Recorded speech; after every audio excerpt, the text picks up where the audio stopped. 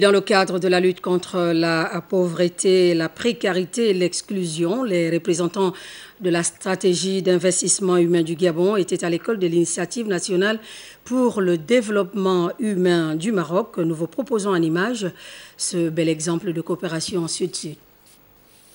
Faire rayonner la coopération sud-sud, s'inspirer des expériences des autres, c'est l'option choisie par le coordonnateur national de la stratégie d'investissement humain du Gabon pour lutter contre la pauvreté dans son pays.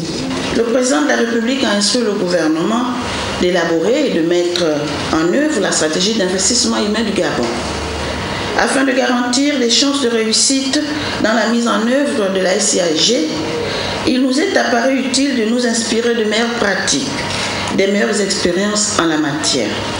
Dans ce sens, le projet de règne de Sa Majesté le roi Mohamed VI, que Dieu le garde, à savoir l'INDH, que vous déployez depuis 2005, constitue pour nous un exemple et une référence.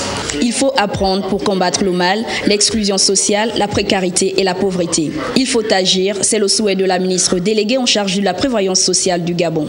Ce que j'ai retenu comme enseignement, c'est qu'il faut introduire l'engagement, il faut être engagé.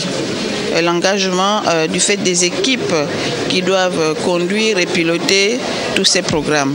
Il faudrait qu'elles soient engagées parce qu'effectivement, intervenir dans l'aide à la personne, intervenir pour la résolution de la précarité est pratiquement un sacerdoce et donc qui nécessite d'être totalement et entièrement engagé pour leur réussite. Charki Draïs, ministre délégué auprès du ministre de l'Intérieur marocain, et Marie-Françoise Dikoumba, ministre déléguée en charge de la prévoyance sociale du Gabon, ont salué l'excellence des rapports d'amitié entre les deux pays et surtout de cette coopération qui vise à favoriser le bien-être social.